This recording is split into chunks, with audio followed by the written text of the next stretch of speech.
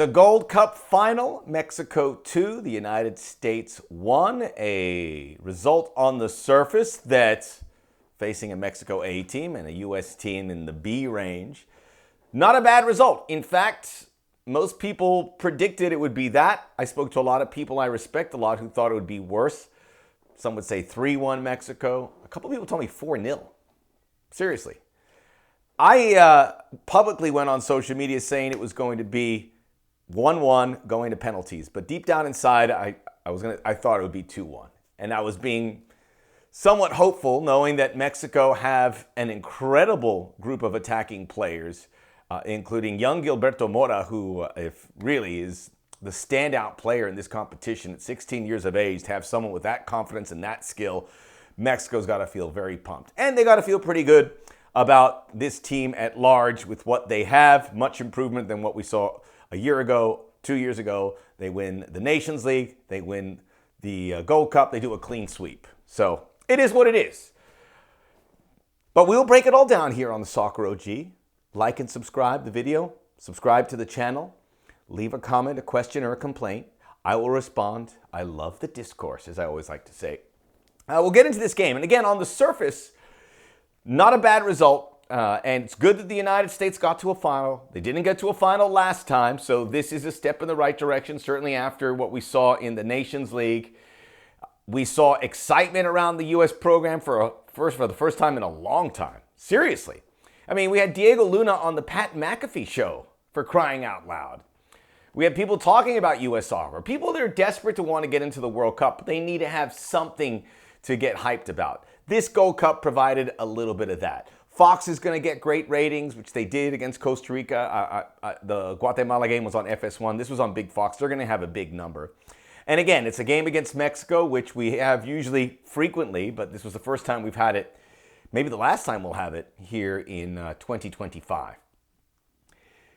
Now, the United States, if you're watching the game, they were second best in every category. Yet, we feel a little bit, well, maybe a lot disappointed because the opportunity was there for the United States to get a result. And we're going to talk about this performance and then what we can do to look forward over this next year. We'll talk about the World Cup roster, who's on it, who might be on it here on this program in particular.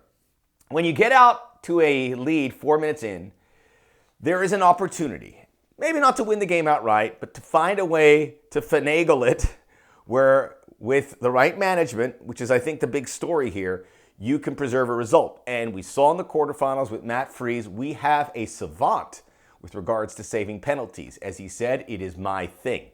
So getting that goal in the 4th minute, a free kick, and I want to just look back at the goal for a moment because I thought there was a lot of moving pieces that and even now, you have to be happy about what you saw. First, Patrick Agyemang, much criticized in this competition. Again, nothing spectacular here, but I think he served a purpose and he could have been part of getting the United States a result. I'll get to that in a moment. Picked up a free kick. The ball comes out to Timothy Tillman. Instead of playing on, he said, there's no advantage. The refereeing here, which was Mario Escobar of Guatemala, I kind of have a mixed feeling on that. There was that handball. He let the play go. I thought that benefited Mexico. I'm not saying it was the wrong decision. I think in a game of this magnitude, it's nice to have a game go a little bit, but it really did not help the United States in their effort to slow things down, pick up a free kick, which they were pretty diligent about. They didn't get those calls. So Timothy Tillman says there's no advantage. So they take the free kick. Sebastian Berhalter plays it into Chris Richards. They score. Fantastic. 4 different players contributing to that goal. Good stuff. Early on, and now the United States have to find a way to protect that lead. First half, after that goal, the U.S. showed some life, and then it was one-way traffic in the other way. The United States bending, absorbing pressure, turning the ball over, asking for an equalizer, and it would eventually come. And, you know, as we got to the half, I tweeted, I said, you know what? I know you may not agree with this, but there's an opportunity here. I'll talk about Diego Luna. Diego Luna has got himself on the World Cup roster. Diego Luna had an incredible competition. He was taken out of this game by Mexico. They knew what he was going to do, and they took him out. So he would play in the central channel, then he'd move to the left side. He would come back to help defensively. Everyone had to help defensively because that's what Mauricio Pochettino was trying to do, and I have no problem with that.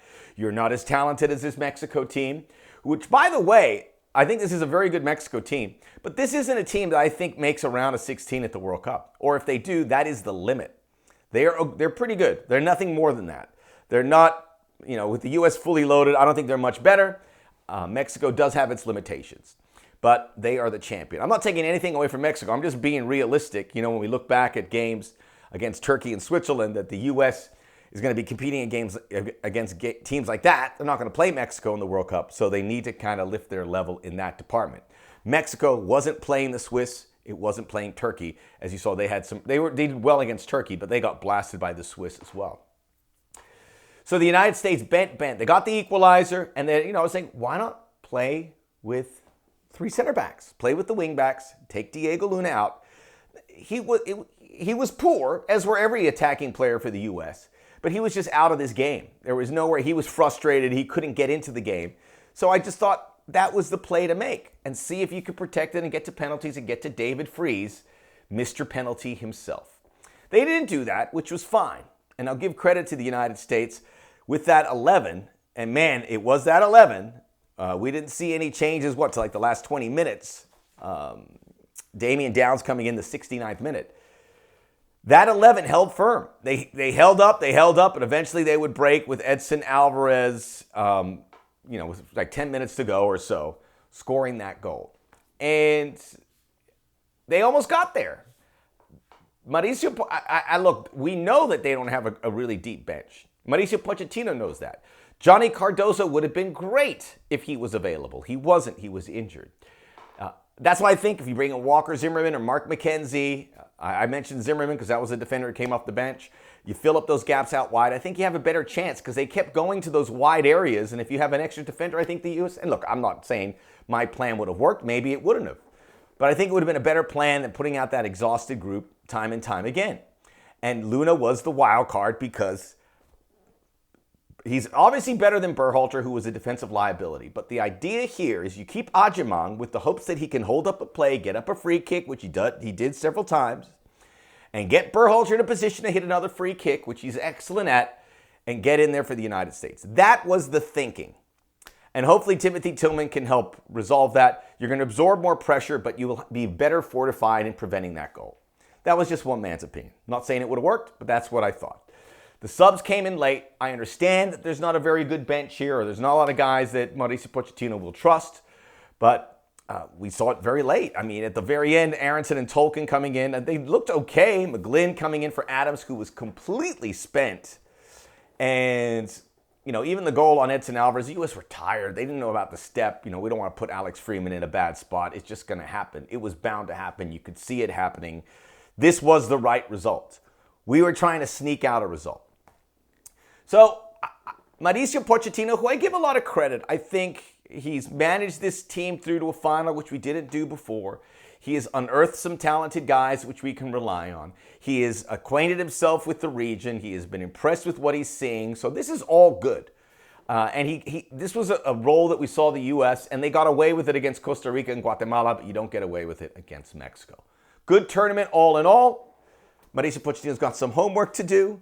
I wish that, when I'm watching the Club World Cup and you see Gio Reyna and Tim Weah not being used at all by their clubs, that they were made available. So that would have been amazing to have those two guys involved. I think that could one or both of them could have put us over the top. Just wasn't meant to be. And again, this U.S. roster is in no way should be competitive with that Mexico team. So, progress. Could have been worse. Could have been a little better. I mean, we could have lost to Costa Rica, and we could have been a miserable lot watching this Gold Cup final. We got some goodwill with the U.S. soccer diehards and the U.S. soccer neutrals. Good. All right? Now, what do we see coming up? We'll get right back into the frying pan here. United States play Korea at Red Bull Arena September the 6th. They play Japan September the 9th against Columbus. Hopefully we have Pulisic and Jedi Robinson and Serginho Dest and Flo Balogun and Johnny Cardoso. I mean, like 10 or 12 guys that can come back, Reyna, Weah, and we can see what's closer going to be a U.S. team. because as we put a bow on this Gold Cup, we were wondering who could make this Gold Cup team. And there are some guys that have played themselves on that roster, without question. Matt Freese played himself in. Diego Luna played himself in. Chris Richards is in, but this Gold Cup was a wonderful window to see what he could do. He is our best defender. He was our best player in almost every game. Maybe not the Guatemala game, but every other game he was our best player. He is a Ferrari, for lack of a better word. Just a well-oiled, heavily charged machine. Tim Ream's going to make it. I have some doubts about him being the starting center back, and I think in a year from now, those doubts will be raised a little bit. Who can step up to replace him? I think Pochettino feels safe. By and large, I feel okay with him just because of Richards being so good. Alex Freeman's put himself on this roster, probably. Sebastian Berhalter, Luca De La Torre, maybe. Patrick Agyemang, maybe. Richards, Adams, Tillman all got to feature in a big game, more so for Richards and Tillman to show what they could do. Tillman's going to probably be our number 10 in that 4-2-3-1 at the World Cup. Richards is going to be our starting center back. So I have about 10 guys, maybe more. I think Mark McKenzie, Matt Turner, who really didn't do anything, but are going to make the numbers out here, get in there. Brendan Aronson, who wasn't very good, probably makes it as well. And then it's open. The players that weren't here are going to look in and say, okay, these guys really put themselves out there. I've got to do the same. And no more excuses and no more, not that what they sound like, but, just for artistic impression there. And they come in and know. This, again, was time well spent for this group. And they almost got there. But now we got to get really serious. September games are going to be huge, and then we move forward. This was the last competitive game. And at the end of the day, I feel a little better about U.S. soccer. I feel better about Chris Richards. I feel better about Timothy Tillman. I feel better about some of these guys on the periphery, but not all that much better. I still feel this team is not going to reach a realistic target or even maybe a target that we think is realistic. The round of 16, I don't think they're there. I think they're on the outside of a 16 teams of the World Cup. They're probably in that 32 range right now. Just don't see it right now. There's time. We've seen that develop with Diego Luna, but we also saw that Diego Luna can be taken out of the game and taken out pretty easily. But again, Diego Luna, we were talking about he was going to start. He's not going to start for the U.S., but he could come in and be a nice punch. And this was a great learning experience for him. I think the world of Diego Luna. I'm not picking on him. It was just, you could see this wasn't his day, and you could feel the disappointment. So there we have it. Give Mexico their props. Raul Jimenez, a class act, paying tribute to his former teammate Diogo Jota. It's a good Mexico team. They're well coached. Fans were, by and large, in good shape. That stadium was a mess, obviously, with the turf coming on and the pyrotechnics staying in there and just keeping a haze the whole time. But whatever. I enjoyed it. I enjoyed watching it. The Soccer OG will have a lot to talk about. We'll look more towards the roster. We'll look towards the next group of games. Until then, like and subscribe to the channel. You know what to do. We'll talk soon.